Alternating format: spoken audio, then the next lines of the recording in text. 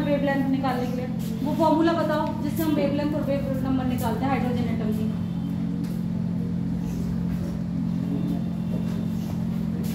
One upon lambda equal to कितना था RH Z square 1 upon N1 square minus N2 square. अगर ये formula भी नहीं याद है तो मेरी एक बात मानो कि आगे की क्लासें पढ़ो मत पढ़ो, पीछे की क्लासें पढ़ो, क्योंकि हर साल का एक क्वेश्चन इसमें से आना ही आना है। तुम्हें ये समझ लो वो कुछ भी निकल रहा है। कैथोड रेज गैस पे डिपेंड कर रही थी नहीं कर रही थी, जो गैस हम वैक्यूम ट्यूब में भर रहे थे। और एनोड रेज, कैथोड रेज कहाँ से निकल रही थी? कैथोड से एनोड। और एनोड रेज कहाँ से निकल रही थी? गैसेस से निकल रही थी। जो गैस से हमारे इलेक्ट्रॉन निकल रहे थे वही हमारे पॉजिटिव आयन बन रहे थे और वही हमारे किसकी तरफ को जाने लगे थे?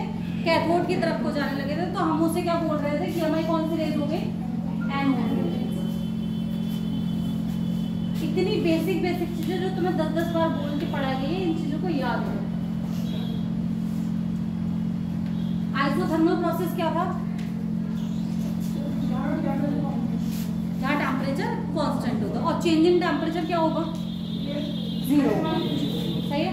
अगर मैं बात करूं तुमसे साइक्लिक प्रोसेस में, मैं तुमसे पूछूं एंथैल्पी चेंज कितना होगा in a cyclic process, enthalpy change कितना होगा? 0 होगा ना? क्यों होगा 0? क्योंकि enthalpy is a state function और साइक्लिक प्रोसेस का मतलब क्या है? हमारी इनिशियल और फाइनल स्टेज क्या हो गई? सेम हो गई। हमने जहां से शुरू किया वहीं पे आके हम खत्म हो, इसीलिए इंटरनल एनर्जी भी साइक्लिक प्रोसेस में 0 होती है। आया? अगर मैं तुमसे पूछ रही हूँ हिम्मत मुझे बताओ मोल फ्रैक्शन कैसी क्वांटिटी आएगी? और कोई मत बोलना। मोल फ्रैक्शन इंटेंसिव प्रॉपर्टी है एक्सटेंसिव प्रॉपर्टी है? तुमने थर्मो की एक भी क्लास नहीं ली है ना? कैसे कवर करोगे?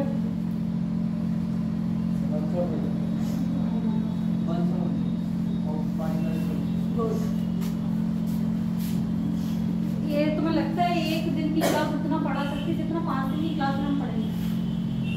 कोई भी टीचर पढ़ाता, अगर किसी भी टीचर को, मैं ये नहीं कह रही मैं पढ़ा रही हूँ, मैं भी अगर तुम्हें एक दिन में रिवीजन कराऊंगी तो क्या मैं उतना पढ़ा पाऊंगी जितना मैंने तुम्हें 5 क्लासों में पढ़ाया है? तो तुम वन शॉट पे नीट देने की कोशिश करो। वन शॉट पता है कब के काम आते हैं? जब हम सब कुछ पढ़ चुके होते हैं, देन लास्ट टाइम पे हमें रिवीजन करने के लिए वो सिर्फ हमको रिवाइव करना होता है, तब वन शॉट काम आते हैं। अगर मैं साल के शुरुआत में ही वन शॉट लेना शुरू कर दूं तो प्रॉब्लम है। और तुम लोगों से इसलिए कह रही हूँ कि तुम लोग ड्रॉपर्स हो, तुम्हें फिर से पेपर देना है इस साल। यहाँ फर्स्ट ईयर वाले बैठे हैं, अगर वो 1 साल कम भी कर रहे हैं तो उन्हें पता है कि 2 साल बाद पेपर देना है।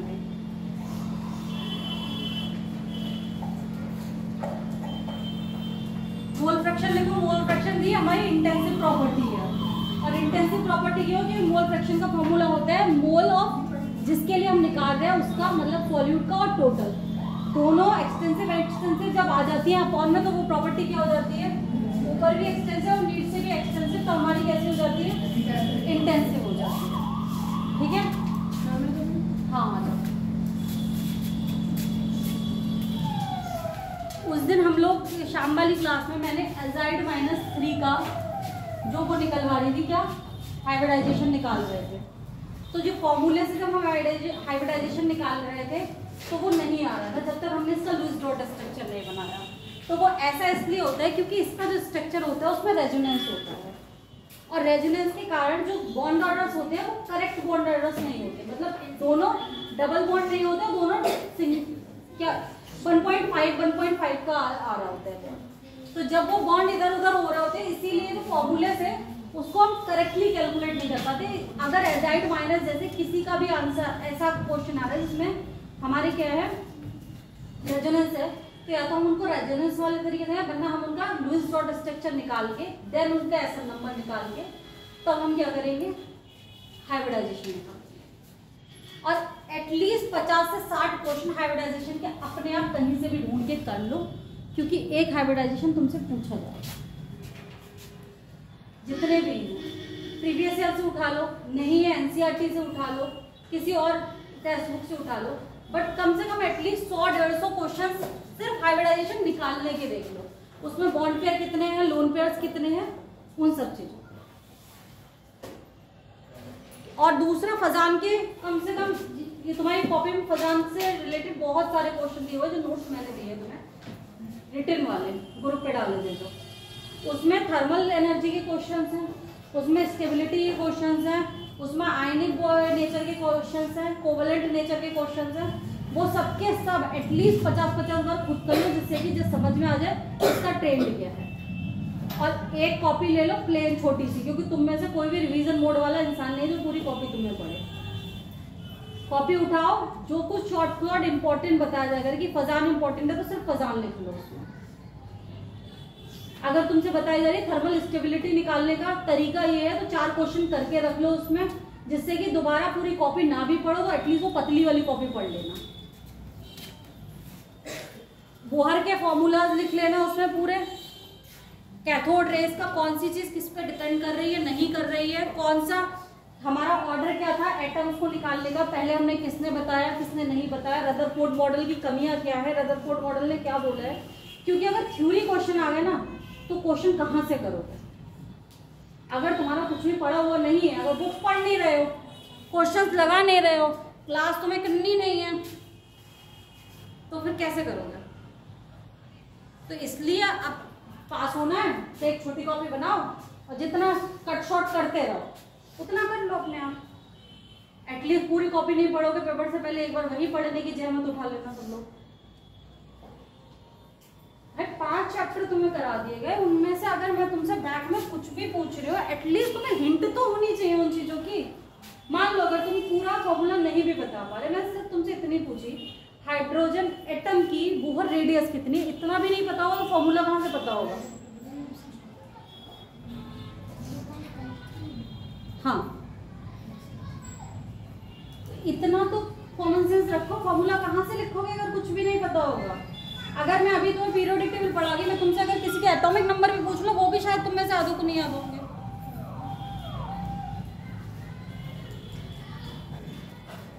एक हफ्ते बाद मैं भी यहाँ आती हूँ तो मैं ये सोच के आती हूँ कि ठीक है एक हफ्ते की छुट्टी में ऐसा थोड़ी ना हो तो बिल्कुल गायब कर लोगे यार। अब वो तो तुम्हारे साथ प्रॉब्लम चल ही रही है कि तुम्हारी एक हफ्ते फिजिक्स चल रही है, एक हफ्ते केमिस्ट्री चल रही है। मैंने तो तुम्हें लोग करना है।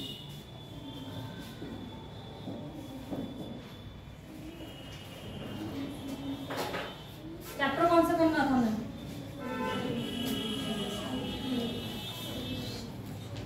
सॉल्यूशन क्या होता है? मिक्सचर होता है ना। कैसा मिक्सचर है? होमोजीनियस मिक्सचर है। होमोजीनियस मिक्सचर का मतलब है हम जो भी 2 कंपोनेंट या 2 से ज़्यादा कंपोनेंट मिला रहे हैं वो इस तरीके से मिले हुए हैं कि हम उन्हें डिफरेंशिएट नहीं कर सकते, सेम फेजेस में आ जाते हैं। वो हमारे क्या कहला रहे होते हैं? होमोजीनियस मिक्सचर कहला रहे होते हैं। तो सोल्यूशन ऑलवेज कैसा होगा हमारा? होमोजीनियस होगा। मैंने तुम्हें बताई थी सोल्यूशन कितने टाइप के हो सकते हैं, बाइनरी, टर्सरी, क्वार्टरी और उससे ज़्यादा। बट हमें कौन सा पढ़ना है? हमें सिर्फ बाइनरी सोल्यूशन पढ़ना है, क्योंकि हमारे सिलेबस में क्या है? सिर्फ बाइनरी सोल्यूशन। बाइनरी सोल्यूशंस क्या होते हैं बेटा? ऐसे सोल्यूशंस जिसमें 2 कंपोनेंट पाए जाते हैं और दोनों कंपोनेंट आपस में कैसे होंगे?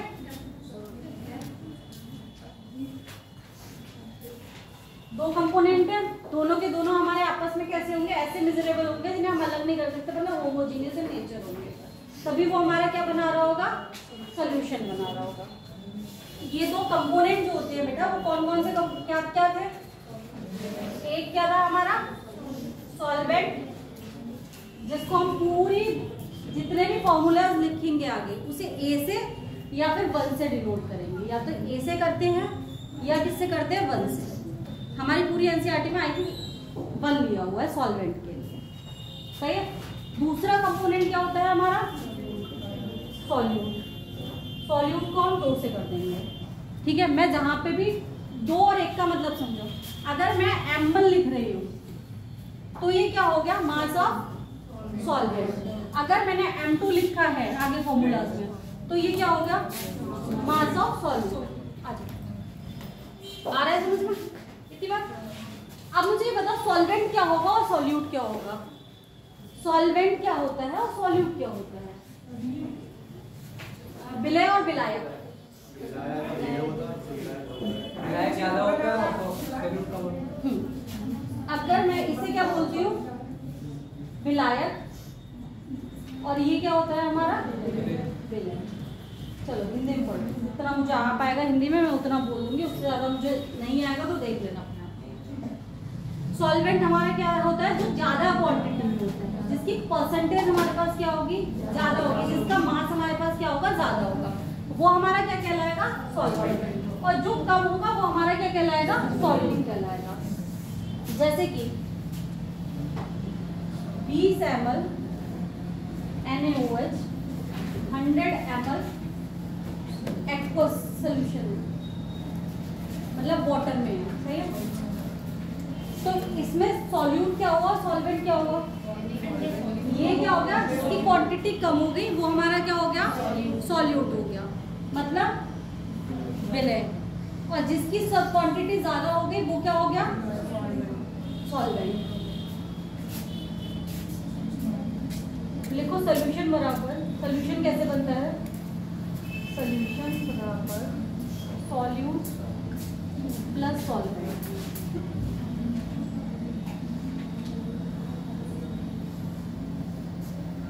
इतना तो शायद लिखा दिया था मैंने उस दिन लास्ट में,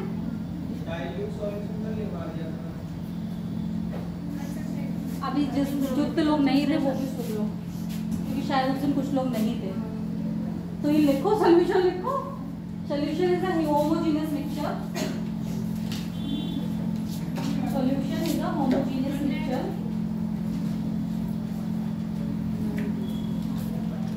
मुझे ध्यान है उस दिन बारिश हो रही थी, बहुत सारे लोग नहीं थे।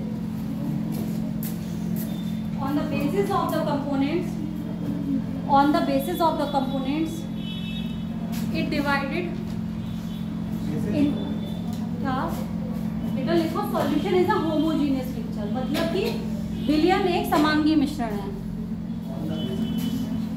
On the basis of component it is classified as, मतलब किसके बेसिस पे, कंपोनेंट के बेसिस पे इसे बांटा गया है। जो वो कैसे है, बाइनरी सोल्यूशन, लिखो बाइनरी सोल्यूशन, क्या लिखा है, कहाँ से छूटा हुआ है, क्लासिफाइड एज, इसके बाद देखो बाइनरी सोल्यूशन,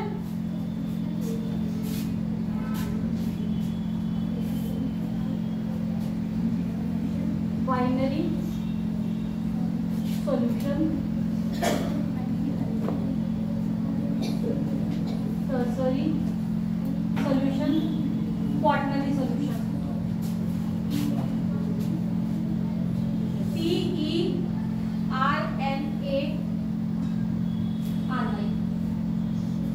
टर्सरी सोल्यूशन और क्वार्टनरी सोल्यूशन, जिसमें कि दो कंपोनेंट होंगे। क्या होंगे, दो कंपोनेंट, वो हमारा क्या है, बाइनरी सोल्यूशन है। और हमारे सिलेबस में भी सिर्फ क्या पूछा गया है, बाइनरी सोल्यूशन। तो हम सिर्फ बात किसकी करेंगे बेटा, बाइनरी सोल्यूशन की बात करेंगे। अब बाइनरी सोल्यूशन कैसे बनेगा, एक सोल्यूशन में दो कंपोनेंट कौन कौन से होंगे, बाइनरी सोल्यूशन बराबर सॉल्यूट प्लस सॉल्वेंट, विलय प्लस विलायक, विलय प्लस विलायक।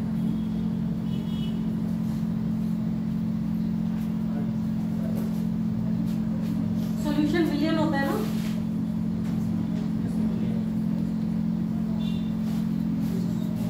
सही। अब सॉल्यूट हम लिखो यहाँ पे सॉल्यूट,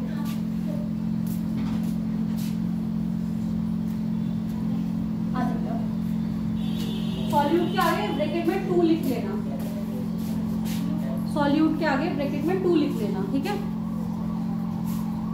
जिसकी क्वांटिटी कम होती है उसको हम क्या बोल रहे हैं, सॉल्यूट बोल रहे हैं। देखो विलयन में जिसकी क्वांटिटी कम होती है, मतलब सॉल्यूशन में जिसकी क्वांटिटी कम होती है उसे हम सॉल्यूट बोल रहे हैं। और जिसकी क्वांटिटी ज़्यादा होती है वो हमारा क्या कहलाता है, सॉल्वेंट कहलाता है।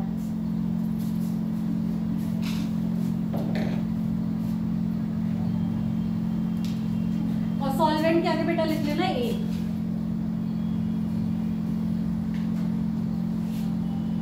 हम जहां पे भी M1 लिखेंगे और यहाँ पे लिख लो M2 और इसके आगे लिख लो मास ऑफ सॉल्वेंट और यहाँ पे लिखो बेटा मास ऑफ सॉल्यूट।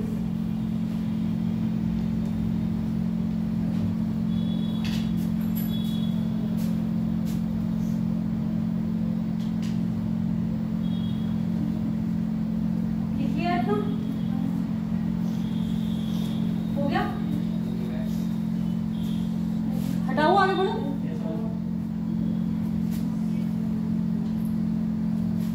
हमने टर्म पढ़ा था बेटा नंबर ऑफ मोल्स।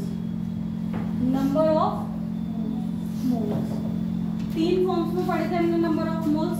एक क्या था, पहला हमारा क्या था, नंबर ऑफ मोल्स बराबर number of given mass, sorry given mass upon molar mass upon molar mass. सही है। इसके बाद हमें क्या था, गिवन नंबर ऑफ पार्टिकल्स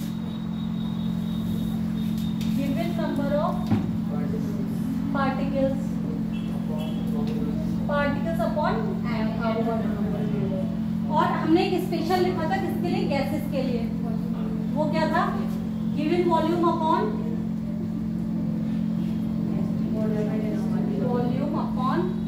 22.2। ये हमारे क्या आ रहे थे बेटा, number of moles. I think मैं इतना उम्मीद करती हूँ इतना सब तुम सबको आता है। नंबर ऑफ मोल्स निकालने सब में आते हैं सबको आराम से। ये तीन फॉर्मूले याद है या ये तीन वाले भूलने वाले भी तुम में से कोई यहाँ बैठा हुआ है? इतना याद है ना, क्योंकि आगे हम जो अब जितने भी कंसंट्रेशन टर्म, परसेंटेज टर्म या फ्रैक्शन टर्म्स पढ़ेंगे आपके मोल्स तो यूज होने ही होने हैं। केमिस्ट्री में अगर कुछ सबसे इंपॉर्टेंट है, पूरी केमिस्ट्री में जब भी हम फिजिकल पढ़ेंगे हमें कुछ हर चैप्टर में मिलेगा तो उससे क्या मिलेगा, मोल्स मिलने ही मिलने, बाकी कुछ मिले ना मिले। हमने थर्मो पढ़ी क्वेश्चंस में, उसमें भी जब हम पीवी वाली इक्वेशन लगा रहे थे, पीवी बराबर एनआरटी, तो हमें क्या लगाना पड़ रहा था, नंबर ऑफ मोल्स लगाने पड़ रहे थे। ऐसे उसके हमने बहुत सारे अलग अलग फॉर्मूले वर्ग के लिए लिखा है, जो एनआरटी की फॉर्म में लिखा है या फिर इसके लिए लिखा है एंथैल्पी चेंज के लिए WE प्लस MgRT। इन सब में हमें क्या लेना पड़ा, सब में मोल्स लेने पड़े। इसलिए एक चीज याद रखो कि कुछ याद रखो ना रखो, ये तीन तरीके से मोल्स निकालने के फॉर्मूले याद रखो। सही है। और आज ही से जाके अपना, क्योंकि इस चैप्टर में बहुत सारे तुम्हारे क्या आने वाले हैं, फॉर्मूले आने वाले हैं। पूरा का पूरा चैप्टर हम जो क्या क्या पढ़ेंगे इस चैप्टर में, जो भी पढ़ रहे हैं अभी बताती हूँ तुम्हें क्या क्या पढ़ना है। देखो सबसे पहले हम क्या पढ़ रहे हैं, कंसंट्रेशन टर्म्स पढ़ रहे हैं। आज बेटा हम क्या पढ़ रहे हैं, अभी कंसंट्रेशन टर्म पढ़ेंगे, जिसमें कि हम परसेंटेज के बेसिस पे पढ़ेंगे। हम किसके बेसिस पे पढ़ेंगे, इसके बाद परसेंटेज के बेस पे हम कौन कौन से पढ़ लेंगे, W upon W, W upon B upon V, W upon V और B अपॉन W। चार टर्म हम किसके पढ़ेंगे, परसेंटेज टर्म में। इसके बाद हम फ्रैक्शन पढ़ेंगे, इसमें पढ़ेंगे फ्रैक्शन के टर्म में। एक क्या आएगा, मोल फ्रैक्शन, एक क्या आएगा, मास फ्रैक्शन। उसके बाद हम क्या पढ़ेंगे, उसके बाद कौन से टर्म्स आते हैं, मोलैरिटी, नॉर्मलिटी, तुम्हारी मोलैरिटी, ppm, हाँ परसेंटेज, ये वाला पार्ट पर रियल, ppm और ppb पार्ट के अकॉर्डिंग पढ़ेंगे। तो चार्ट तो ये होगा। उसके बाद हमारी क्या आ जाएगी, मोलैरिटी, जो हमारी मेनली कंसंट्रेशन के टाइम में आ जाएंगे। सही है, दिख रहा है ना या नहीं दिख रहा?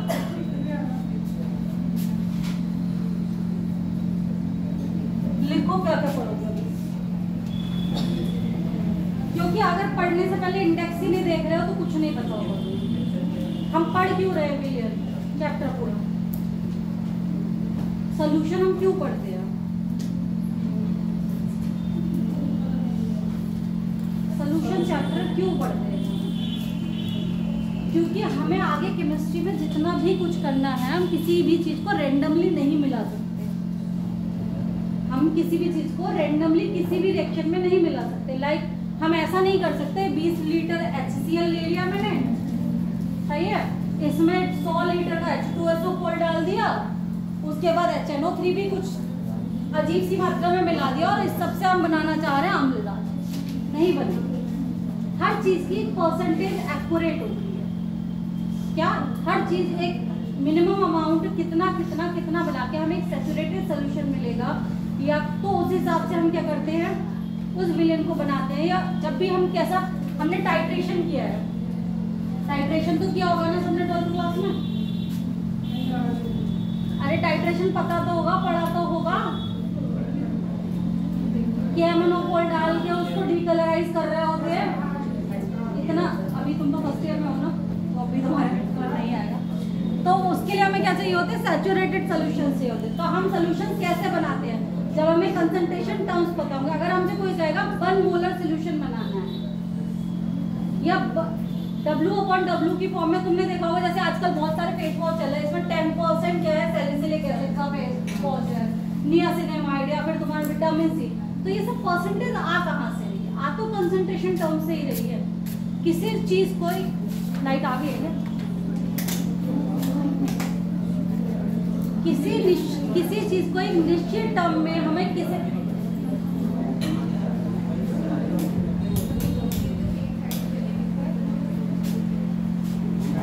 तो इससे हमें क्या मिल रही थी? कंसंट्रेशन।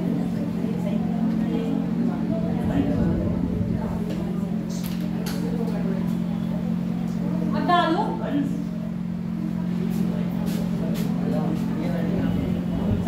अब एक चीज बताओ,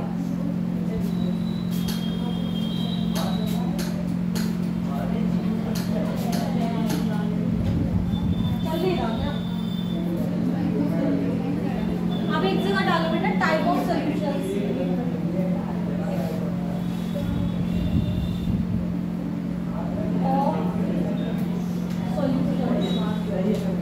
डालो टाइप ऑफ सॉल्यूशंस, इसके बाद डालो सॉल्यूट,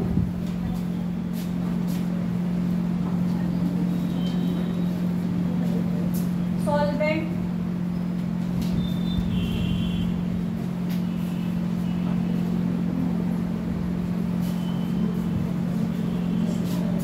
गैसियस सॉल्यूशंस,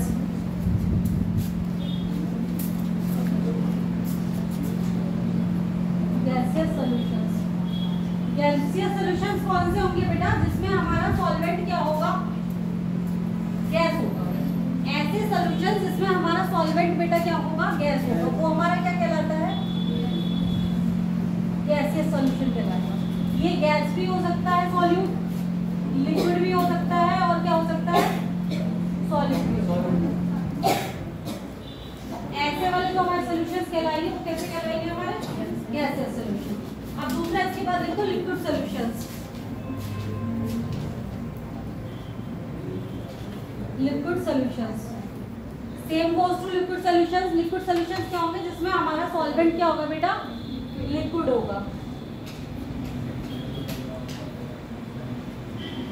और ये क्या हो सकते हैं? गैस भी हो सकती है, लिक्विड भी हो सकती है, और क्या हो सकती है? हमारी सॉलिड भी हो सकती है।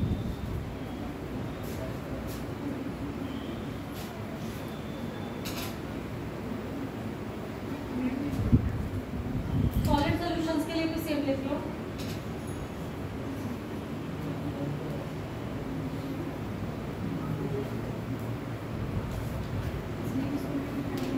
सॉलिड सॉल्यूशंस में लिखो, सॉलिड सॉल्यूशंस में सॉलिड,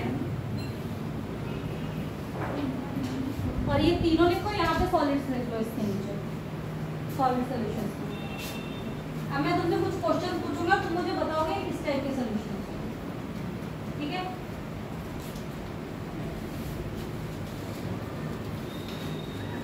लिख लिया?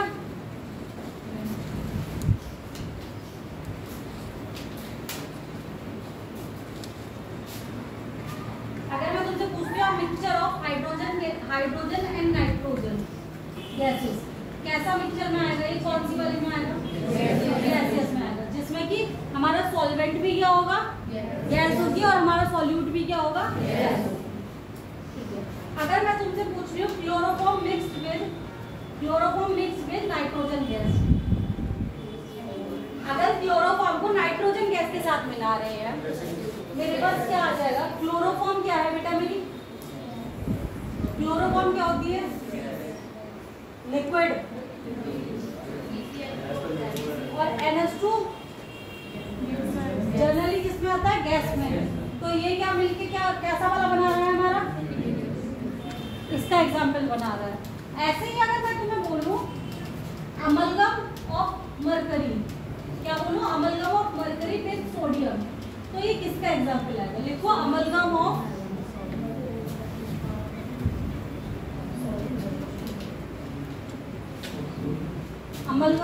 Hg या मरकरी विद सोडियम।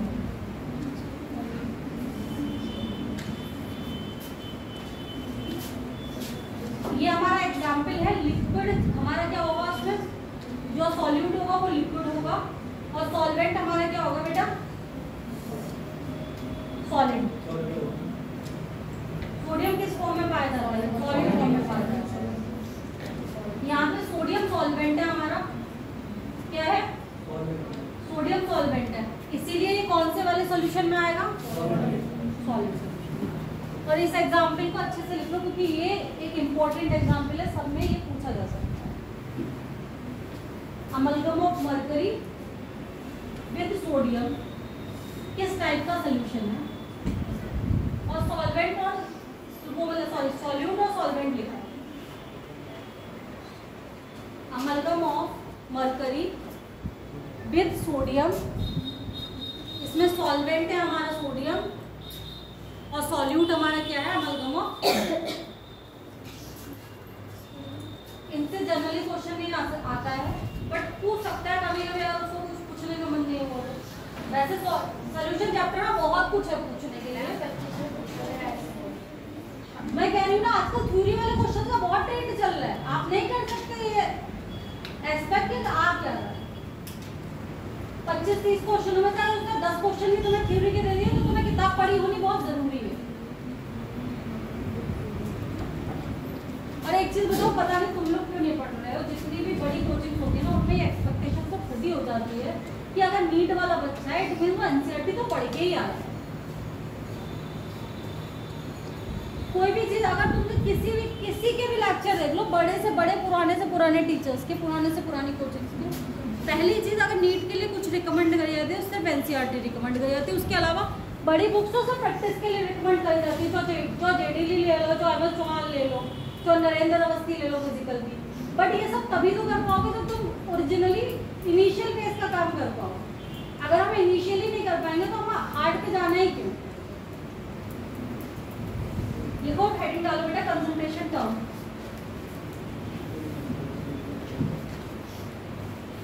कंसंट्रेशन क्या है? सांद्रता किसे कहते हैं हिंदी में बता दो? Amount of solute present in a solution, मतलब सॉल्यूशन में कितना सॉल्यूट प्रेजेंट है, उसे हम जिस भी टर्म में दें वो उसकी सांद्रता कहलाएगी। क्या कहलाएगी? कंसंट्रेशन कहलाएगी। अब मैं अभी बता रही थी तुम्हें, कंसंट्रेशन को हम सबसे पहले निकालेंगे परसेंटेज की टर्म में। लिखो percentage term of concentration.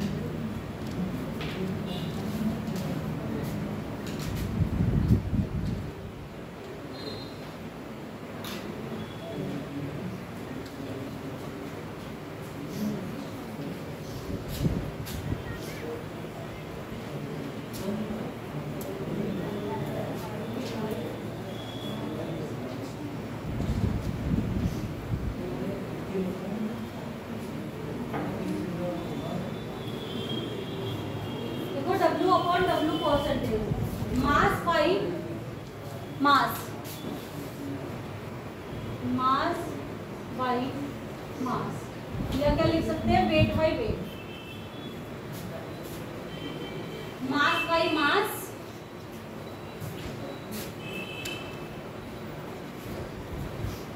Percentage term डालो, कंसंट्रेशन टर्म डाला उसके ऊपर, उसके बाद कंसंट्रेशन लिखो। कंसंट्रेशन किसे कहते हैं?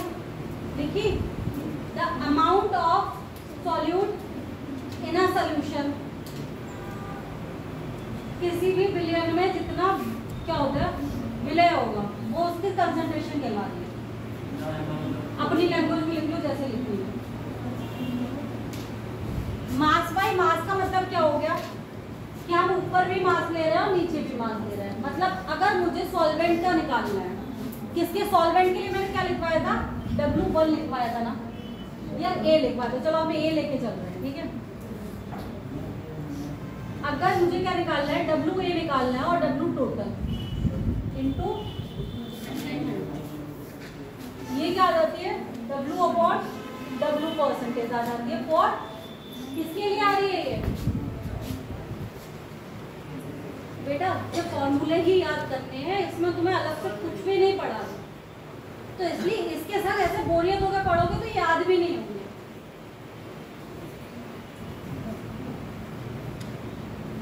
एक एक बार जब मैं लिख रही हूँ उसे अपने साथ साथ बोलो। अगर मुझे मास अपॉन मास निकालना है तो हम कैसे निकाल रहे हैं? किसका पहले लगा रहे हैं? Mass, mass of solvent upon total mass गुणा 100।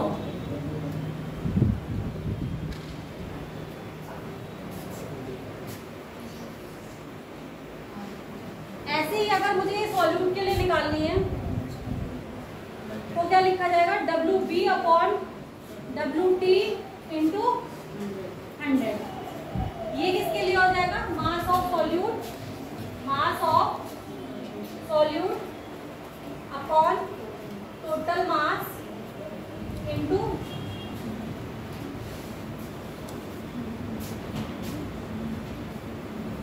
अब तुमसे ये फॉर्मूले नहीं पूछेगा, कितने परसेंटेज है ये कभी नहीं पूछेगा, बट इसका मतलब पूछ सकता है। जैसे कि अगर मैं तुमसे पूछूं 10% HCl इन अ एक्वस सॉल्यूशन, एक्वस सॉल्यूशन, अगर मैं तुम्हें लिख के दे रही हूँ तो इसका मतलब क्या है? 10% solution of aqueous solution of NaOH है, जिसका भी निकाल रहे हैं, कुछ भी लिख सकते हैं। 10% HCl का हम निकाल रहे हैं, क्या निकाल रहे हैं? एक्वस सोल्यूशन निकाल रहे हैं। इसका मतलब हमारे 100 ml में या फिर 100 ग्राम में, 100 ग्राम में या तो 10 ml क्या है हमारा HCl है, या 10 ग्राम, जो भी हम निकालें। अगर मैं वॉल्यूम वाले पे जाऊंगी तो ये आएगा, अगर मैं वेट वाले पे जाऊंगी तो ये आएगा। क्या मतलब आया? अगर मैं तुमसे पूछ रही हूँ 20% HCl इन अ एक्वस सॉल्यूशन का मतलब क्या है?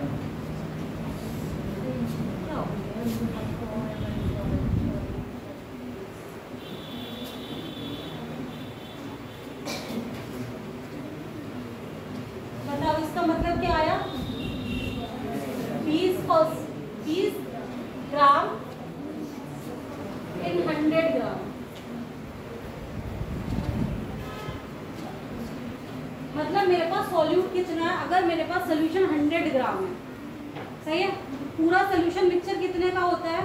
100 का ही तो होगा, कोई भी चीज पूरी 100 मानना है तो 100 में 20 पार्ट हमारा क्या है? सॉल्यूट है। तो सॉल्वेंट कितना होगा? 80। अगर तुमसे इसको अलग अलग भाषाओं में लिख के 4 ऑप्शन दे देगा कि वेट परसेंटेज इतनी है, इसका मतलब क्या है? तो क्या है उसका मतलब? जितना भी परसेंटेज दिया हुआ है वो टोटल 100 में प्रेजेंट है। अगर वो वॉल्यूम की फॉर्म में दिया हुआ है तो वो 100 ml में प्रेजेंट है। अगर वो मुझे सॉल्यूट किसकी फॉर्म में दिया हुआ है? वेट की फॉर्म में दिया हुआ है, तो हमें किसमें प्रेजेंट है? 100 ग्राम में। इसका मतलब परसेंटेज हम कितने पे निकाल रहे हैं? 100 पे।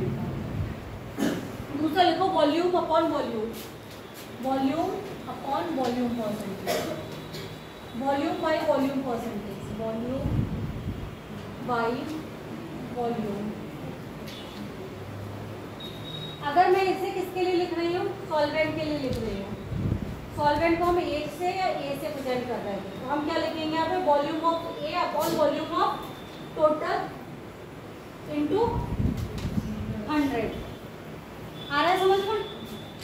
और अगर मुझे यही किसके लिए लिखना है, सॉल्यूट के लिए लिखना है, तो मैं क्या लिखूंगी, V2 upon V total into 100।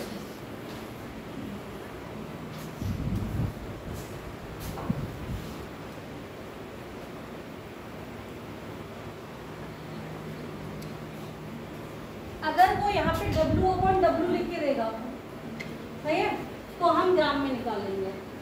अगर वो यहाँ पे 20% HCl V अपॉन V निकाल के दे रहा है, लिख के दे रहा है हमें इन एक्वस सॉल्यूशन, तो बेटा क्या हो रहा है, 20% 20 ml solute in 100 ml of solution. और सोल्यूशन बेटा एक्वस है, तो यहाँ सोल्यूशन क्या हुआ हमारा, सॉल्वेंट कौन सा हम यूज कर रहे हैं, वाटर। अगर मैं अल्कोहलिक सोल्यूशन दूंगी तो हम कोई सा अल्कोहल यहाँ पे एज अ सॉल्वेंट यूज कर रहे हैं। अगर एक्वस लिखा हुआ है तो हमारा सॉल्वेंट क्या हुआ, वाटर। एक्वस का मतलब होता है जलीय विलयन।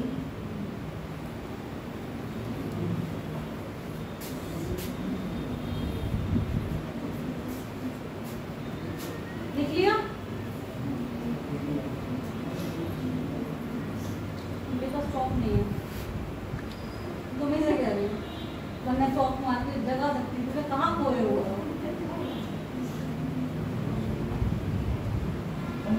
क्या सोच रहे हैं, इधर कुछ और चल रहा है। इसके बाद डालो, हेडिंग डालो बेटा, mass by volume, mass by volume. इन सबके नाम से ही पता चल रहा है ना हम क्या कर रहे हैं। पहले हमें जिसका भी निकालना है, सॉल्वेंट का निकालना है, सॉल्यूट का निकालना है, उसको कहाँ रख दे रहे हैं, ऊपर रख दे रहे हैं। परसेंटेज हमें ऑलवेज किसी भी चीज़ की निकालते हैं तो टोटल में से ही निकालते हैं, इनटू 100 कर देंगे। अगर तुमसे पूछ रहा है और नहीं पूछ रहा तो इनकी लैंग्वेजेस पूछता है कि 20% एक्वस सोल्यूशन वाला जो मैंने अभी बताया कि कितने में कितना है, वो उस हिसाब से तुम लिख लो। अब लिखो volume by mass, mass by volume बोले ना पहले, हाँ मास बाय वॉल्यूम। अगर मैं ये किसके लिए लिख रही हूँ, सॉल्यूट सॉल्वेंट के लिए लिख रही हूँ, ठीक है, तो मास ऑफ क्या आएगा, सॉल्वेंट अपॉन टोटल वॉल्यूम क्या आएगा, हाँ लिखो बी टोटल, बी टोटल, और परसेंटेज है इसलिए गुणा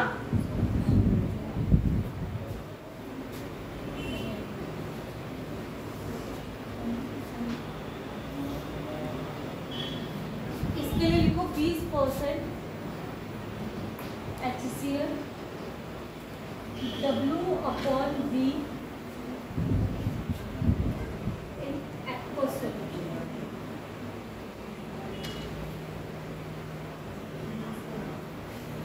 हम जैसे कोई भी चीज़ खरीदते हैं, कप सिरप खरीदते हैं, शैम्पू खरीदते हैं या वट एवर, जैसे लिक्विड फॉर्म में हम जो भी करते हैं तो उनके पीछे लिखी होती है इतनी इतनी परसेंटेज लिखी है, मास अपॉन वॉल्यूम के फॉर्म में, वॉल्यूम अपॉन मास के फॉर्म में, अलग अलग है। इसी चीज़ों के कारण हमें कंसंट्रेशन कम होती है।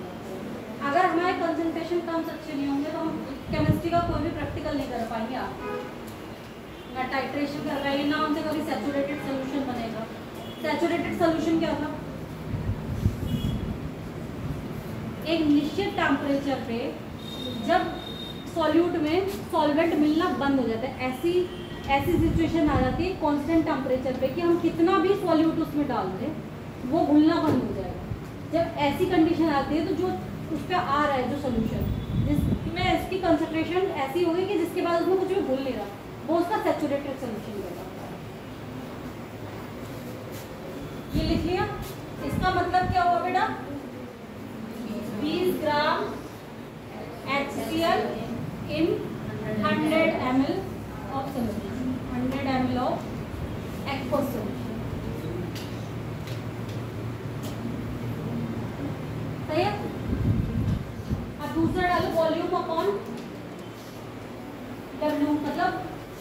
Volume by mass,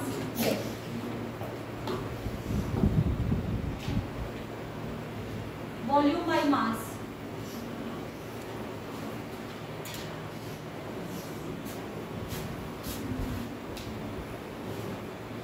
volume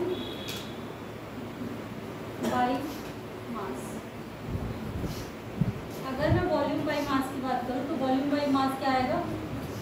volume of, अगर मैं सॉल्वेंट की निकाली हूँ तो सॉल्वेंट, अगर सॉल्यूट की निकाली हूँ तो सॉल्यूट। तो मैं यहाँ पे सॉल्वेंट के लिए volume of solute upon V total into, अगर मैंने सॉल्वेंट के लिए लिखा है तो सॉल्यूट के लिए कुल लिख दूँ, सॉरी हाँ डब्ल्यू टोटल। सही, कोई समस्या है ना? क्या इनके बाद क्या लिखा है? क्या 20 ग्राम HCl in 100 ml of 100 ml of, अब सही है?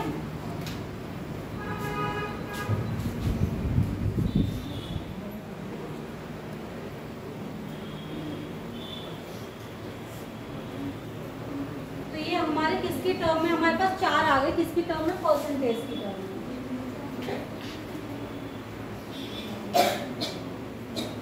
कौन कौन से आए? W upon W percent, V upon V percent, W upon V percent और V अपॉन W परसेंट। अगर मैं ये निकाल रही थी किसके लिए? अगर मैं A के लिए निकाल रही थी, A क्या था हमारा? सॉल्वेंट, B क्या था हमारा? सॉल्यूट। अगर मैं A के लिए निकाल रही थी तो यहाँ क्या आ रहा था? W upon A upon W total into 100। सही है? 100% के साथ जब हम भी कुछ लिख रहे होते हैं तो उसको मल्टीप्लाई किससे कर लेते हैं हम? 100 से। अब मैं इसके लिए लूँगा WB upon W total. Total का मतलब क्या हो गया? सोल्यूशन का, सोल्यूशन का मतलब सॉल्वेंट प्लस सॉल्यूट। इसमें क्या हुआ? बोलो तुम लोग, मैं रिवीजन करा रही हूँ, लिख चुके हैं हम। Volume of solvent upon volume total into 100। और यहाँ पे अगर हम इसको सॉल्यूट के लिए लेंगे तो volume of solute upon total volume into 100। ये 4 हमारे क्या हुए? परसेंटेज टर्म हुए। परसेंटेज टर्म का मतलब क्या हुआ? इतने परसेंट जो भी दिया हुआ है वो 100 ml, 100 ग्राम या फिर जिस भी क्वांटिटी में हमें पूछा गया है उसमें पूछा है 100 में उतना परसेंट है। अगर मैं 75% बोली हूँ तो 75 सॉल्यूट हो गया, इतने ग्राम सोल्यूशन, समझे?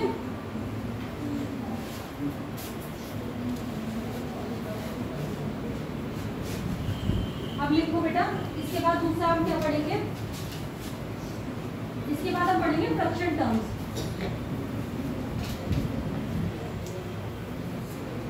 फ्रैक्शन टर्म्स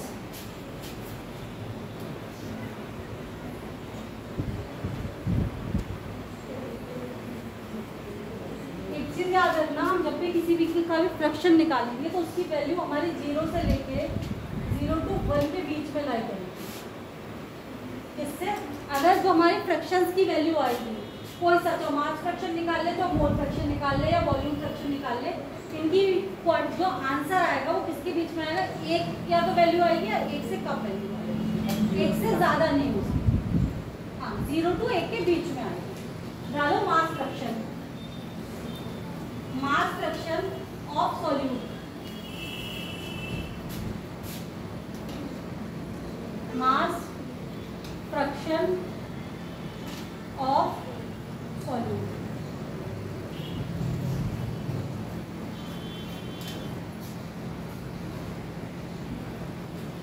ऊपर लिखो mass of solute upon total mass,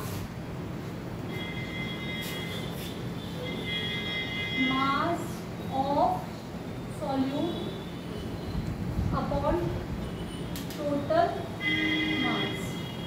देखो हम जब परसेंटेज निकाल रहे तो हम किससे मल्टीप्लाई कर रहे थे? 100 से, क्योंकि वहाँ हमारा कंप्लीट परसेंटेज कितनी आ रही थी? 100%। मैंने अब तुम्हें बता दिया फ्रैक्शन के लिए पूरा कंप्लीट कितना है। फ्रैक्शन किसका निकाले, एक का फ्रैक्शन निकालना है, तो इसमें मल्टीप्लिकेशन वैसे होती है 1 से, बट बल्कि 1 की मल्टीप्लिकेशन से कोई फर्क नहीं पड़ता। तो हम फॉर्मूला कितना याद करते हैं, सिर्फ इतना, मास ऑफ सॉल्यूट अपॉन टोटल मास का मतलब हो गया सॉल्वेंट जितना हमें दिया हुआ है। अब इसी को दूसरा लिखो, मास फ्रैक्शन ऑफ सॉल्वेंट, और लिख लो अपने आप इसको क्या बोले, मास ऑफ सॉल्वेंट अपॉन टोटल मास।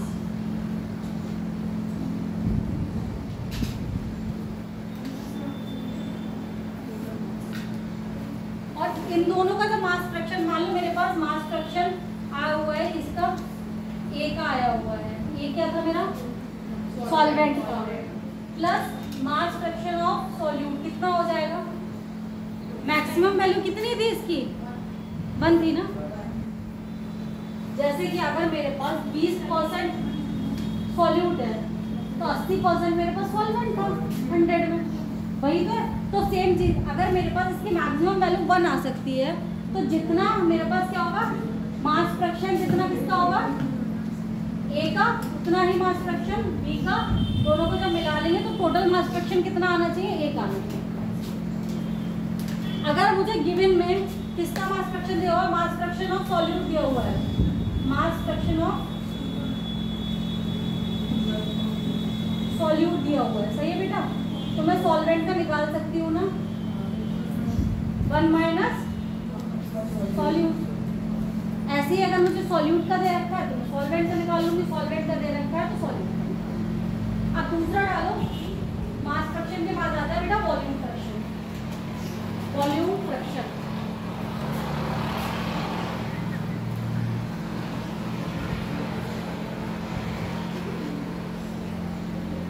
अगर भाई अपने कुछ बेनिफिट चाहते हो तो जाके आज सबको एक सफेद पन्ने पे लिख लो, या फिर अपनी जो फॉर्मूला की कॉपी बनाने की शुरुआत करो, इसी चैप्टर से शुरू कर लेना,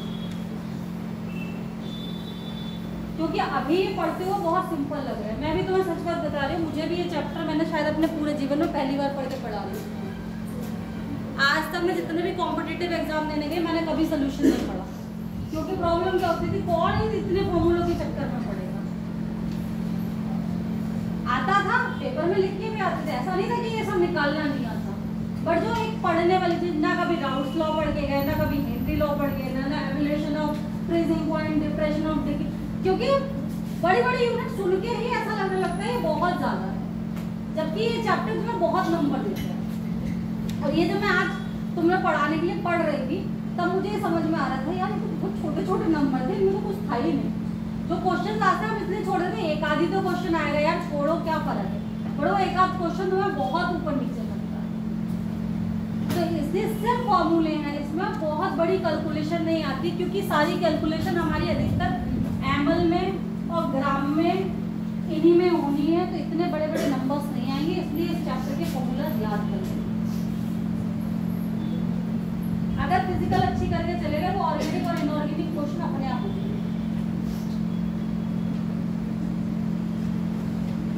क्योंकि ऑर्गेनिक में क्या न्यूमरेशंस रखनी है, समझा दूंगी मैं तुम्हें जैसे जैसे समझानी। इनिशियल ऑर्गेनिक हम इतने अच्छे से कर लेंगे कि फाइनल ऑर्गेनिक तक हमें ये टेंशन नहीं होगी। अगर एसिड बेस कौन से हैं, न्यूक्लियोफाइल इलेक्ट्रोफाइल कौन से हैं, तुम्हें पता हो तो रिएक्शन खुद हो जाएगा। प्रॉब्लम ही होती है हम बेसिक्स अच्छे से नहीं पढ़ रहे होते, इसलिए हमसे आगे की रिएक्शन मैकेनिज्म नहीं होगी। तो इसलिए ऑर्गेनिक में कुछ टेंशन नहीं है, जितने हवा वो लगती है उतनी हवा है नहीं, सबसे सिंपल चीज हो जाता है, बस प्रैक्टिस मांगती है। जैसे मैथ्स के लिए प्रैक्टिस जरूरी है, फिजिक्स के लिए प्रैक्टिस जरूरी है, ऐसे ऑर्गेनिक केमिस्ट्री के लिए प्रैक्टिस बहुत जरूरी है। और इसके लिए रिवीजन क्या जरूरी है, तुम सॉल्व करो ना करो, बट तुम्हें फॉर्मूला याद होंगे, फॉर्मूला याद होंगे, यूनिट चेंज आती होगी तो कर लोगे।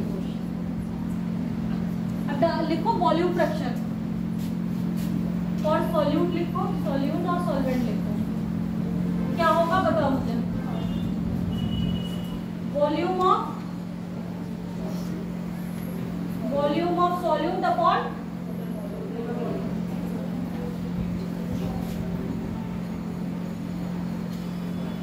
Total volume. और ये क्या है बेटा, नीचे वाला हमारा क्या आएगा यहाँ पे, वॉल्यूम ऑफ सॉल्वेंट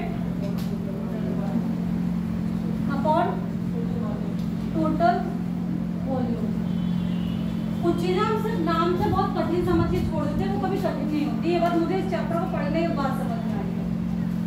और आज तक के किसी एग्जाम में, जबकि मेरे केमिस्ट्री के सारे एग्जाम में सोल्यूशन आता है, सभी में आता है नेट तक, कोई ऐसा चैप्टर नहीं है जिसमें सोल्यूशन नहीं आता। बस इतना सिलेबस बढ़ जाता है, किसी तुम्हारे में सिर्फ बाइनरी पढ़ा रहे हैं, हर टर्सरी और क्वार्टनरी भी आता है। मगर वही बात है कि वो शुरू से 12th क्लास से ऐसा हुआ बैठा हुआ था इनका कि वो सोल्यूशन चैप्टर नहीं पढ़ना है पेपर के लिए, बाकी कुछ करो। तो पेपर में डर ये लगता है अटेम्प्ट ही नहीं होगा, सिर्फ इसलिए क्योंकि फॉर्मूला नहीं आता।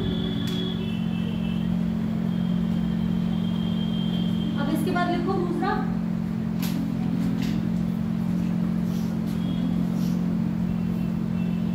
Mole fraction. और हमारे लिए सबसे इंपॉर्टेंट यही है, क्या है? Mole fraction. इसको हम कैसे डिनोट कर रहे होते हैं बेटा?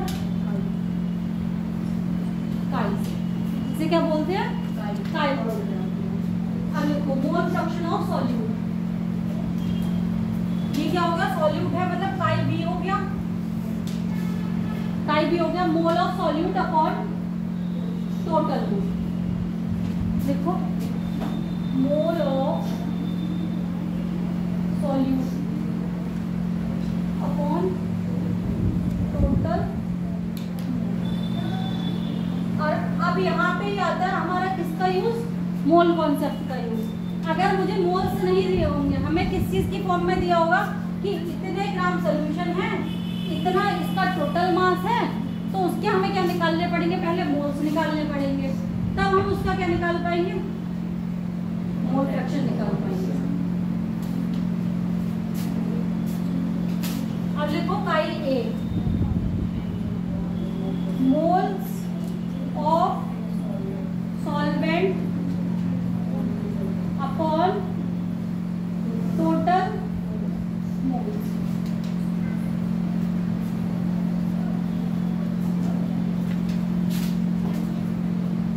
और फ्रैक्शन जोड़ के कितना आ रहा था? कोई सा भी फ्रैक्शन हम निकाल लेते तो क्या आ रहा था? हमारा बना रहा था। इट मीन्स काई ए प्लस काई बी बराबर 1। अगर हमें एक के क्या दिया हुआ है, एक की वैल्यू दी हुई है, तो दूसरे के आराम से निकाल सकते हैं। अगर मैं तुमसे पूछूं काई ए अपॉन काई बी बराबर कितना होगा?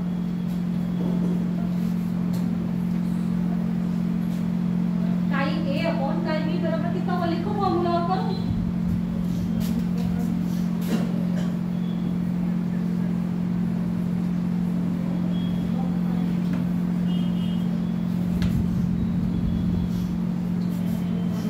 अगर मैंने काई ए अपॉन काई बी पूछा, काई ए का मतलब क्या हो गया बेटा मेरा? एन ए अपॉन टोटल और एन बी अपॉन टोटल, ये तो कट जाएंगे दोनों, तो n A upon N B आ गया ना। ठीक है, आ रही समझ में? इसमें नहीं आ रही तो मैं, किसी को कोई समस्या है? अभी हमने कितने टर्म्स कंप्लीट कर लिए अपने? एक हमने परसेंटेज टर्म कंप्लीट कर लिया, दूसरा हमने फ्रैक्शन टर्म। परसेंटेज हम 100 में निकाल लेते, फ्रैक्शन हम किस में निकाल लेते? 1 में। अब डालो पीपीएम। पार्ट्स टर्म यहाँ डालो बेटा, parts term.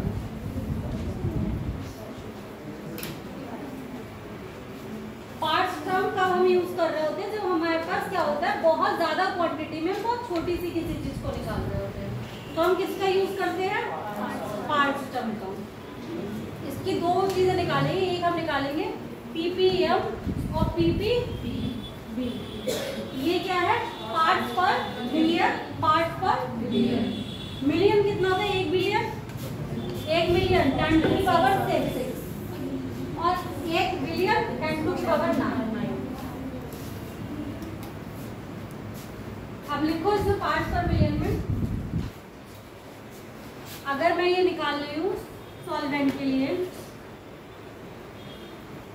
WA upon W total into 10 to the power 6 ppm।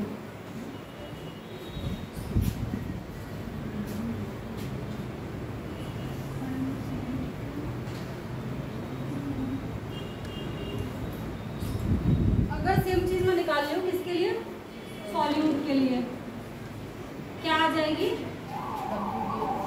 WB upon WT into 10⁶ TPM।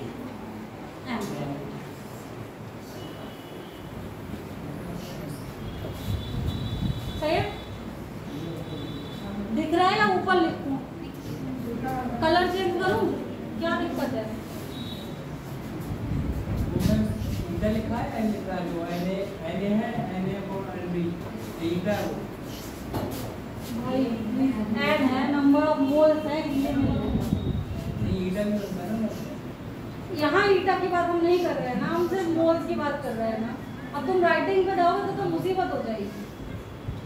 मैं बोल भी तो रही हूँ साथ में।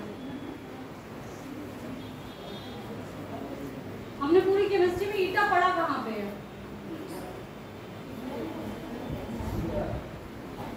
अभी तक तो नहीं पढ़ा है ना। अभी तक मैंने तुम में से किसी को ईटा का नाम भी नहीं लिया ना, तो यहाँ कहाँ से आ जाएगा? हम मोल्स की बात कर रहे हैं, राइटिंग में मत जाओ।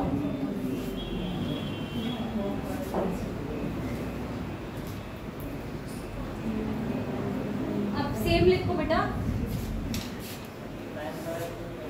बस चेंज कर ले रहे हैं।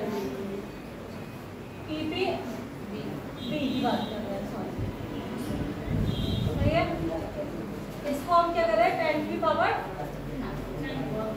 अगर ये हम किसके लिए लिख रहे हैं? सॉल्वेंट के लिए, तो कितना आ जाएगा? WA upon W total into 10⁻। और सॉल्यूट के लिए भी सेम लिख लो। और ये वॉल्यूम की फॉर्म में भी लिख सकते हैं। अगर मुझे मास दिया होगा तो मैं इस फॉर्म में लिख रही हूँ। अगर मुझे वॉल्यूम दिया होगा तो यहाँ पे BA लिख जाएगा और B टोटल लिख जाएगा, बस इतना ही डिफरेंस आना और कुछ नहीं।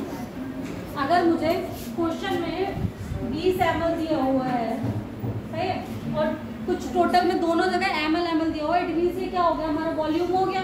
वॉल्यूम हो जाएगा तो यहाँ पे BA और B टोटल आ जाएगा, और कोई अंतर नहीं आता। पूछो अभी तक जितना पढ़ा है क्या है? क्यों?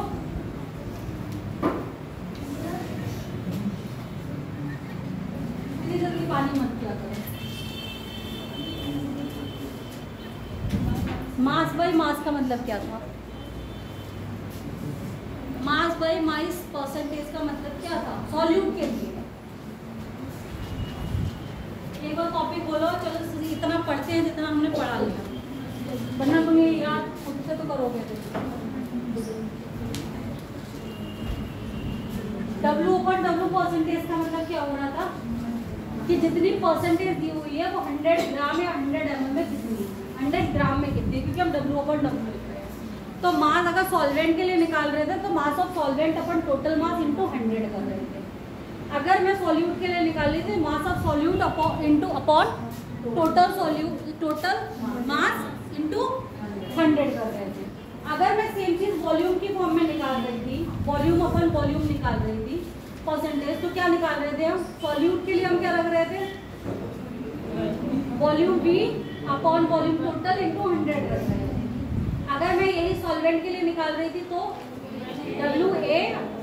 BA upon B total into 100 कर रहे थे। मैंने क्या बोला था? मैं रिवीजन करा रही हूँ, अपने बोलने के लिए करा रही हूँ। कुछ लोग सबके सब ऐसे क्या सील पैक कर दिया जाता है। इतने शांत तुम में से कोई अपने घर पे नहीं होगा, इस बात की गारंटी तो मैं लिख के दे सकती हूँ। कुछ तो बोला करो। अगर मैं रिवीजन करा रही हूँ तो मैं तो लिख चुकी हूँ, अब मुझे याद भी हो चुकी है, भले इससे पहले याद थे या नहीं। अब तो मुझे कोई सोते हुए भी पूछेगा कि कौन सा वाला फॉर्मूला क्या है, तो मुझे याद है।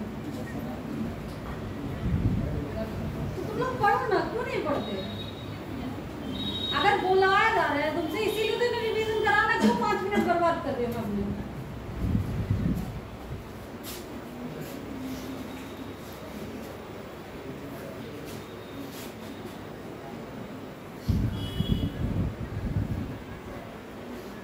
आगे डालो। हमने 3 तरीके का पढ़ लिया। कौन सा पढ़े? Percentage, fraction and parts. अब इसके बाद हमारा क्या आ जाता है? Concentration terms.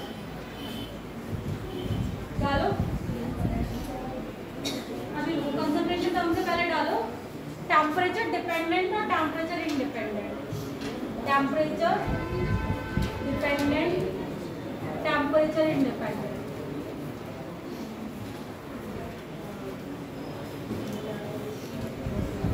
अगर कोई भी टर्म तुमसे दिए हुए हैं और तुमसे ये पूछ लिया जाए ये टर्म जो है हमारा परसेंटेज मतलब टेम्परेचर पे चेंज करेगा या नहीं करेगा, तो ये हम कैसे देखेंगे? अगर टर्म में वॉल्यूम आ रहा है कहीं पे तो वो टेम्परेचर पे डिपेंड करेगा। वॉल्यूम आ रहा है तो क्या करेगा? टेम्परेचर पे डिपेंड करेगा। और वॉल्यूम नहीं आ रहा तो टेम्परेचर पे डिपेंड नहीं करेगा। इसका मतलब हमारे जितने volume percentage, mass upon volume, volume upon mass, जो ये परसेंटेज वाले थे वो हमारे सब क्या थे? टेम्परेचर डिपेंडेंट थे, मतलब टेम्परेचर चेंज करने पे चेंज हो जाएंगे। बट जितने वेट वाले थे, वेट अपॉन वेट या मोल फ्रैक्शन, जो ये सब तुम्हारे ये क्या करेंगे? Temperature independent. लिखो टेम्परेचर इंडिपेंडेंट और डिपेंडेंट वाले कौन कौन से? मास परसेंटेज इंडिपेंडेंट है बताइए। Mass percentage, mass percentage, mole fraction,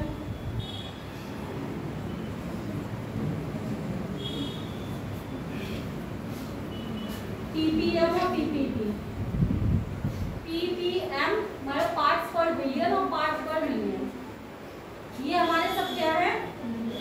independent है। पार्ट्स पर बिलियन कब इंडिपेंडेंट होगा? जब इसको हम W की फॉर्म में निकाल रहे हैं। किसकी फॉर्म में निकाल रहे हैं? W की फॉर्म में। अगर पार्ट्स पर बिलियन हम किस में निकाल रहे हैं? वॉल्यूम की फॉर्म में, तो ये क्या इंडिपेंडेंट होगा? ये टेम्परेचर डिपेंडेंट। यहाँ पे लिख low volume percentage, volume by volume percentage,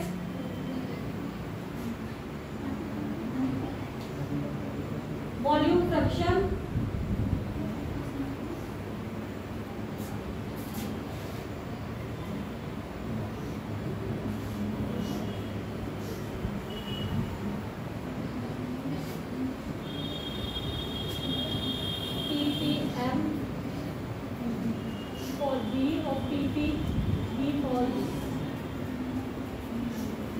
ये हमारे क्या हो गए? अब चलो कुछ क्वेश्चंस करते हैं। जो हमने अभी तक फॉर्मूले पढ़े लिए इन पे हम लोग कुछ क्वेश्चन कर लेते हैं, जिससे कि हमारी कॉपी में सिर्फ फॉर्मूले ना रहे। लिख लिया? आगे बढ़े। रजनीश कौन से थे बेटा इंडिपेंडेंट वाले? कौन से थे? भाषा में क्या बताया? मैंने एग्जाम्पल नहीं पूछते। ये बताओ कि डिपेंड कौन कर रहा था और इंडिपेंडेंट कौन थे, ये कैसे निकाल रहे हैं हम?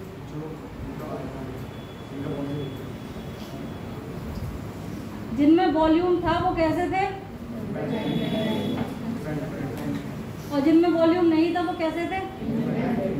इतनी बात याद क्यों नहीं रहती? मतलब मैं 2 सेकंड पहले कुछ बोल के आ रहे हो, वो भी लिख भी रहे हो, तब भी याद नहीं रह रहा। कैसी है? बादाम ना खाया करो तुम सब।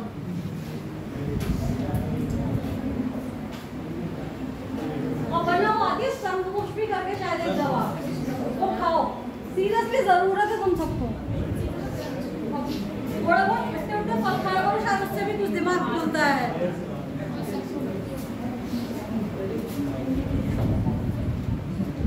पानी वानी तो पिया करो कम से कम। कहाँ गायब हो चुका है दिमाग की? अगर यहाँ से पलट के यहाँ पूछ लो वो भी नहीं पता है। लिखो क्वेश्चन।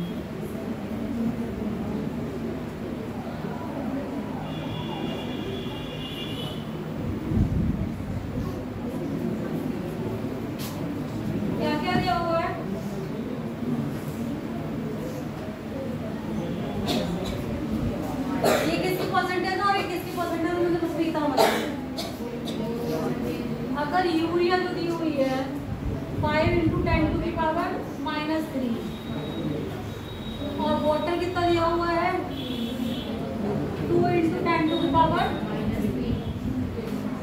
तुम्हें क्या निकालना है, मास ऑफ यूरिया। पहले तो मुझे बता दो इनमें सॉल्वेंट और सॉल्यूट कौन कौन है।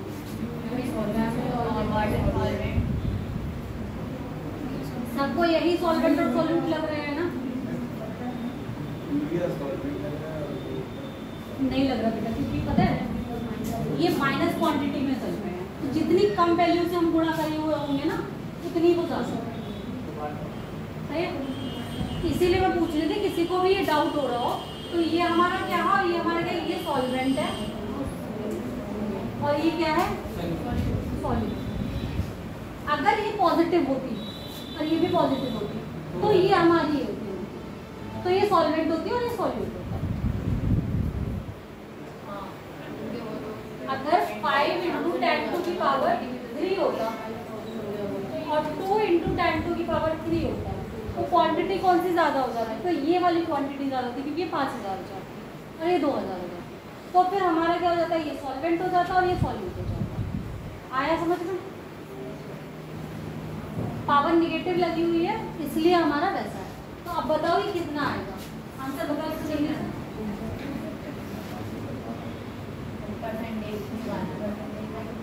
हाँ तो परसेंटेज निकालो कितना आ रहा है।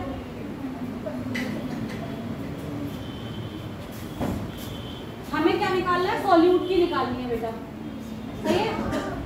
तो सॉल्यूट वाला फॉर्मूला लगाएंगे। सॉल्यूट के लिए हमें क्या था, पहले 5 की रखेंगे ऊपर सॉल्यूट, W/W% हम किसके लिए निकाल रहे हैं, सॉल्यूट के लिए निकाल रहे हैं। तो 5 × 10⁻³ इन दोनों को टोटल करना पड़ेगा क्योंकि हमें टोटल लेना है। तो कितना आ जाएगा, 7 × 10⁻⁻, ये क्या आ गई टोटल की। तो यहाँ पे क्या लगेंगे, 7 × 10⁻⁻, और ये किलोग्राम में दिया हुआ है ना,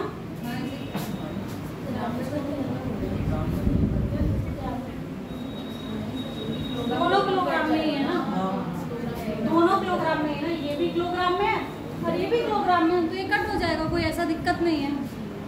ऊपर से 10⁻³ की फॉर्म में दिया तो ऑलरेडी ये ग्राम में ही दिया हुआ है,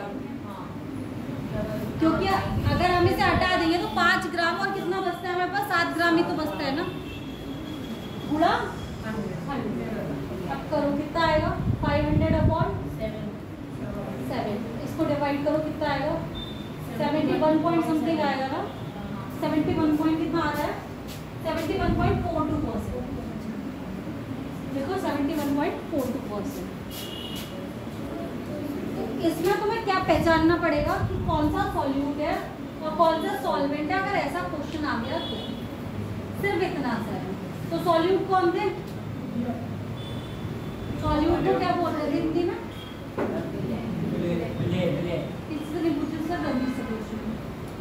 क्या था बेटा, विलय कम होते हैं ज्यादा होते हैं,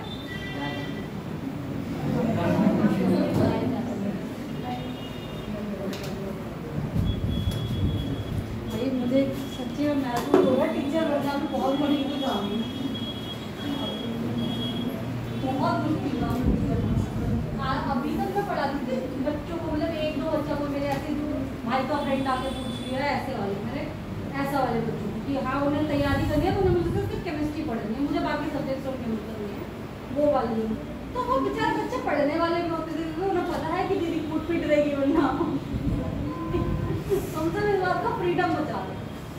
उनको मार, अगर मैं खुद भी नहीं मार रही तो उनकी मम्मी तक फोन करके कह दिया कि भाभी ये तो पढ़ ही नहीं रहा है बिल्कुल भी, तो वो खुद ही अपने आप समझ जाएगा कि उसे पढ़ना है या नहीं पढ़ना है। तो उन सबके मम्मी पापा के नंबर लेना पड़ेंगे क्या मुझे, क्योंकि मैं तो देखो रिप्लाई अगर मैं 2 सेकंड में कर सकती हूँ तो मैं हर इंसान को कॉल भी कर सकती हूँ। अगर तुम मुझे रात के 2 बजे भी मैसेज कर रहे हो तो शायद 2:15 तक तुम्हें रिप्लाई मिल जाता है, दिन में कर रहे हो तब भी मिल जाता है। तो अगर मैं इतनी अटेंटिव तुम्हारे फोन पर मैसेज रिप्लाई करने के लिए हूँ तो तुम्हारे मम्मी पापा को शिकायत करना कोई बड़ा काम नहीं है मेरे लिए।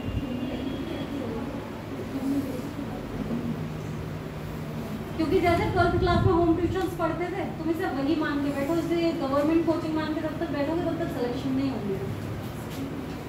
कि तुम आ रहे हो नहीं आ रहे हो किसी को कोई फर्क नहीं है, वो वाला हिसाब किताब अगर रखोगे तो फिर कुछ नहीं होगा।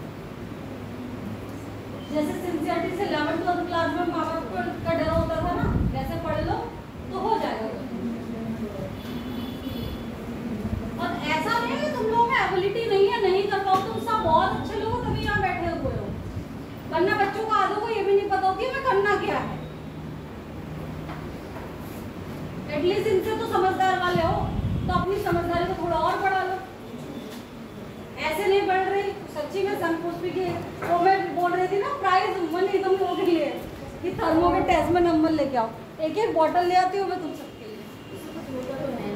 पी है मतलब मैंने नहीं पी, मेरी दोस्त ने पी है। मैंने नहीं पी है, मेरी दोस्त ने पी है, मुझे कुछ नहीं होता।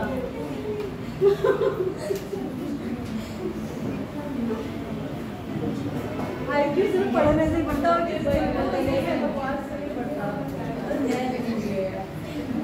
बट वो और चीज़ों के लिए बहुत अच्छी होती है, स्ट्रेस को कम करती है। हाँ, सब कुछ भी दिमाग के लिए बहुत अच्छी टॉनिक है अगर वो ओरिजिनली आप पी लें, क्योंकि वो आपके स्ट्रेस लेवल को, हार्मोन्स को बहुत सही रखती है। मगर दिमाग तुम सोचो बिना पढ़े पढ़ाई हो तो वो नहीं होगी उससे।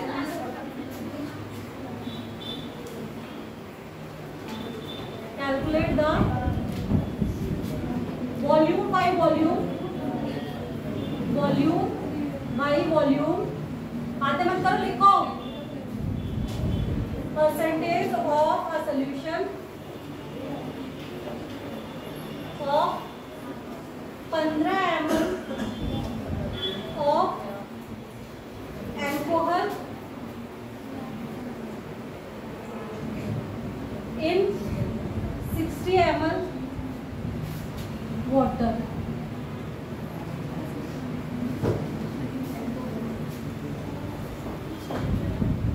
तुम्हें इस क्वेश्चन में ये डिफाइन नहीं किया गया है कि हमें किसका वॉल्यूम बाय वॉल्यूम निकालना है।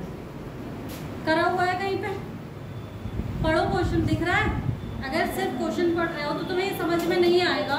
Calculate the volume by volume percentage of a solution of 15 ml of solute, तो तुम्हें ये समझ में नहीं आएगा सॉल्वेंट के लिए निकाले या सॉल्यूट के निकाले। जब ऐसी कंडीशन हो तो उसमें हमसे परफेक्टली पूछा ना तो हमेशा सॉल्यूट के लिए निकालना।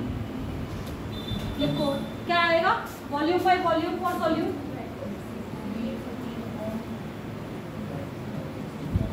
हमारे पास सॉल्यूट कितना है बेटा 15 ml, टोटल कितना हो गया 75 ml इंटू कितना आ जाएगा 20%।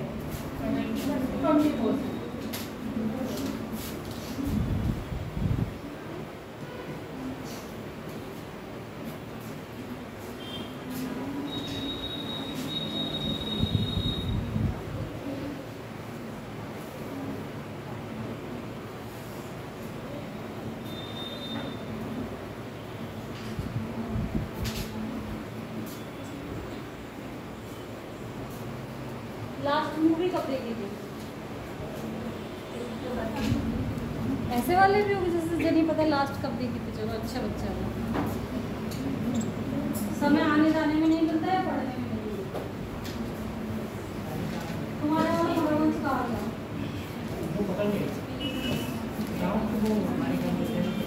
क्या बिल्कुल जंगलों के पास में है गाँव तुम्हारा?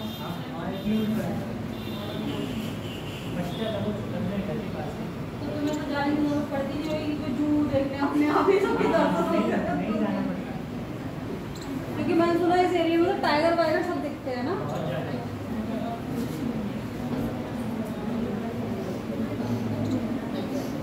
लिखो क्वेश्चन दूसरा, what is the concentration in ppm? What is concentration in ppm if 0.025 gram of KCl dissolved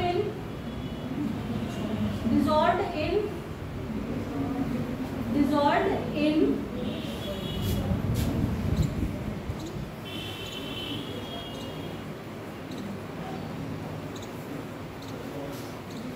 100 gram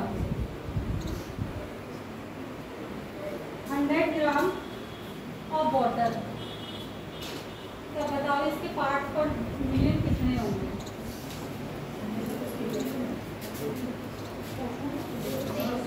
part पर मिलियन क्या था बेटा? मेरे को कितना 0.025 दिया हुआ है, कितने में, कितने से मिलियन निकाल रहे हैं ना? मिलियन बोला हुआ, मिलियन मिलियन। तो कितना हो जाएगा ये?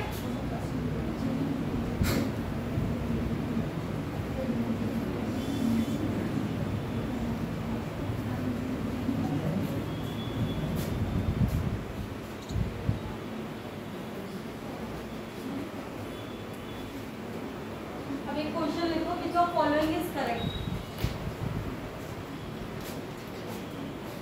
Which of following is correct?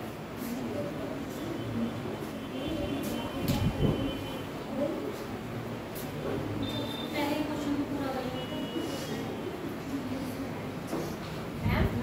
Ma'am ये क्लास में टोटल वेट नहीं आएगा? टोटल दिया हुआ है ना 100 अमाउंट एक्चुअल लिखा हुआ है ना 100 ग्राम ऑफ वाटर दिया हुआ हाँ है। वाटर और वाटर प्लस सॉल्यूट ऐड नहीं होगा?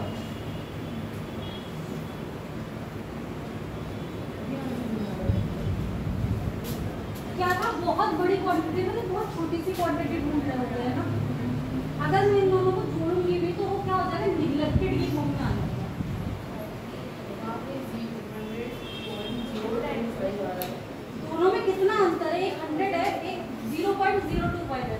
तो हमने देखा है ना कि हम अधिकतर क्या करते थे, हम बहुत बड़ी क्वांटिटी और बहुत छोटी क्वांटिटी में जोड़ रहे होते हैं, तो इसको निगलेक्ट मान रहे हैं।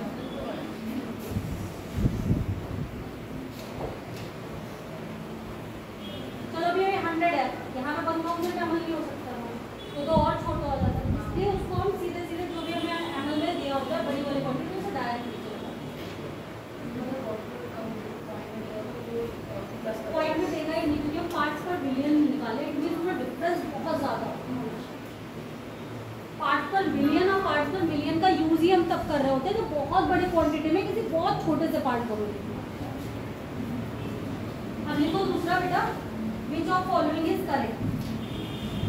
ए लिखो, the sum of mole fraction of all sum of mole fraction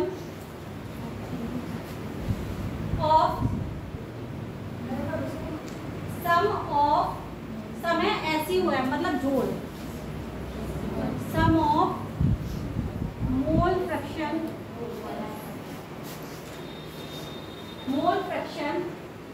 of all the components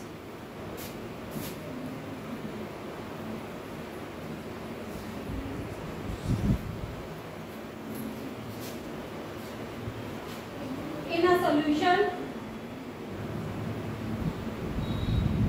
is always unity.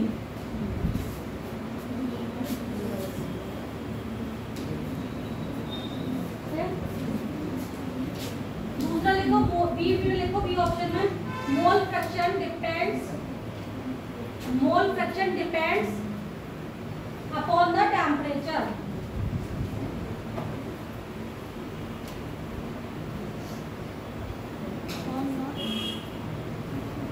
Mole fraction is, C वाला ऑप्शन लिखो, mole fraction is always negative.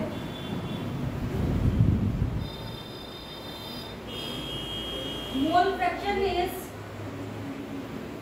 independent of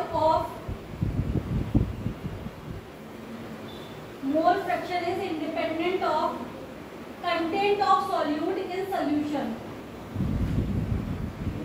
Independent of content, CONTENT, content of solute in solution.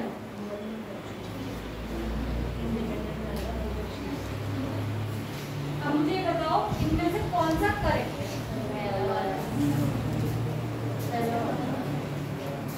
Hemant, कौन सा correct है? जो पहला आपने बताया वो दूसरा ऑप्शन ही नहीं हुआ है। लिखो, बोलो तो, बोलते क्यों नहीं हो, नहीं लिख पा रहे? नहीं, एक ही लिख दिया मुझे लगता है, जैसे जो आपने मोल, बोला। देखो बेटा पहला वाला सिर्फ ऑलवेज यूनिटी तक है।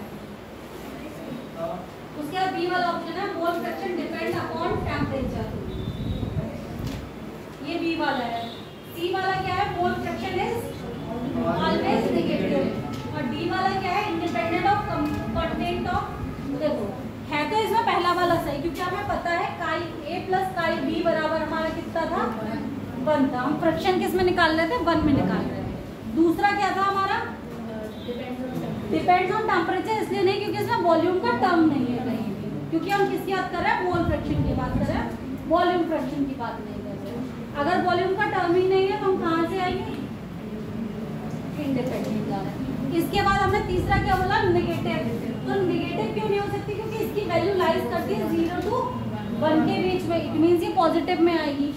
इसके बाद नेक्स्ट क्या है कि इंडिपेंडेंट कंटेंट ऑफ सॉल्यूट। इससे मतलब क्या है कि मतलब सॉल्यूट की मात्रा ना हो। बट हम मोल फ्रैक्शन निकाल कैसे रहे हैं, अगर मैं सॉल्वेंट का भी निकाल रही हूँ मान लो, तो सॉल्वेंट का मास अपॉन टोटल, टोटल में हमारा कंटेंट किसका आ गया, सॉल्यूट का भी आ गया। तो चारों ऑप्शन समझ में आया, पहला सही क्यों है और बाकी 3 गलत क्यों है। कोई समस्या बीरबल, कोई समस्या? राहुल तुम कहाँ खोए हुए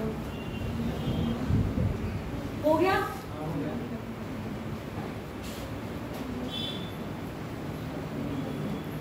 अच्छा अब लिखो दूसरा बेटा question. Which of the quantity of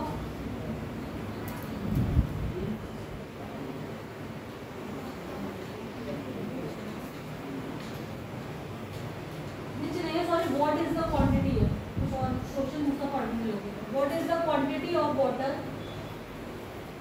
What is the quantity of water that should be added? That should be added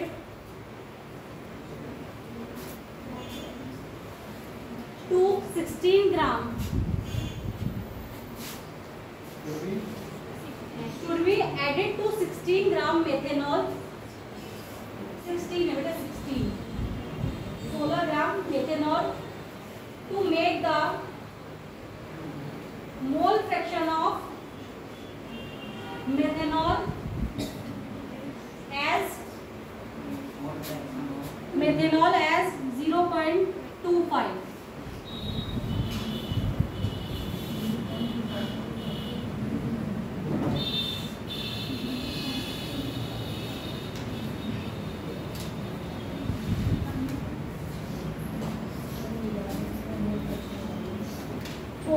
में क्या दिया हुआ था बेटा,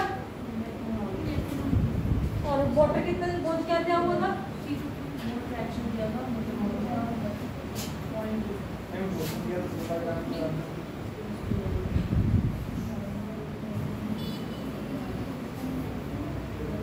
अच्छा हाँ सही है। 16 ग्राम क्या दिया हुआ है, हमें मेथेनॉल दिया हुआ है। पहले तो इससे मोल निकालो, number of moles, number of moles कितने आएंगे बताओ जल्दी से मुझे। 16 अपॉन मेथेनॉल का मॉलिक्यूलर मास कितना हो जाएगा 32, कितना आ जाएगा ये 1/2 मतलब 0.5 किसके मोल आ गए हमारे पास, मेथेनॉल के मोल आ गए। मोल फ्रैक्शन हमें दिया किसका है, मेथेनॉल का 0.25, यही तो दिया हुआ है। ये आ जाएगा number of mole of CH3CH3OH मतलब मेथेनॉल अपॉन टोटल, सही है। मेथेनॉल के मोल कितने हैं, 0.5 is the value double 0.5 0.25 upon 0.5 plus x,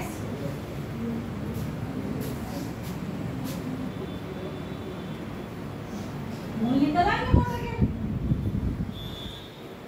मोल निकालो वाटर का कितना हुआ टोटल मोल,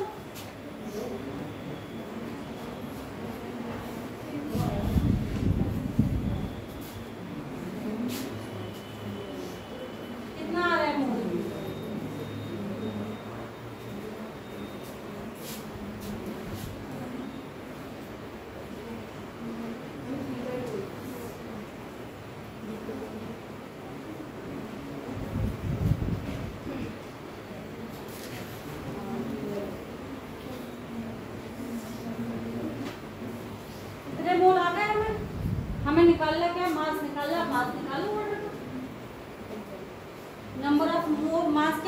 जाएगा?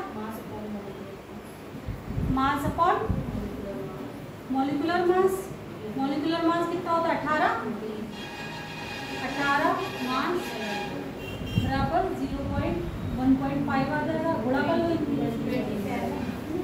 कितना आ रहा है? 27।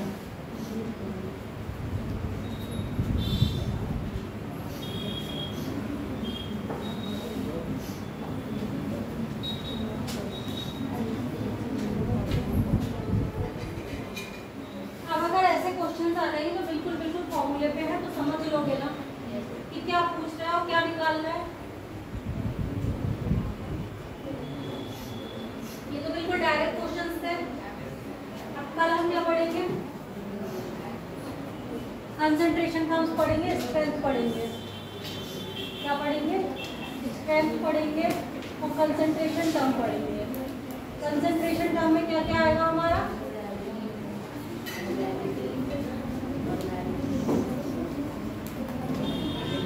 मोलरिटी क्या होती है?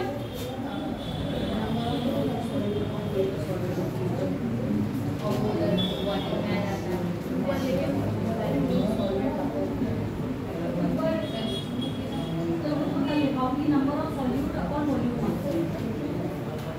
वो भी लीटर में, और अगर एमएल में तो अच्छा सुनो, मैंने अभी बताया टेम्परेचर इंडिपेंडेंट कौन से वाले बताए थे रंजीश? टेम्परेचर इंडिपेंडेंट वाले टर्म कौन से थे हमारे? टेम्परेचर इंडिपेंडेंट बता दीजिए।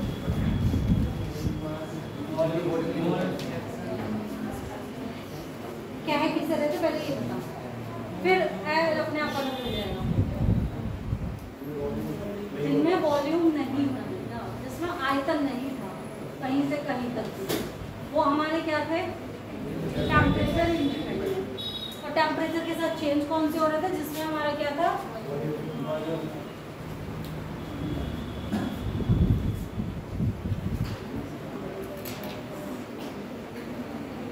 लिखो स्ट्रेंथ ऑफ सॉल्यूशन। लिखो strength of solution.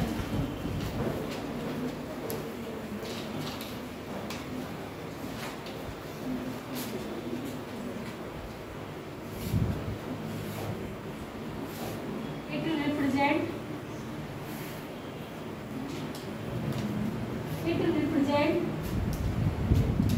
mass of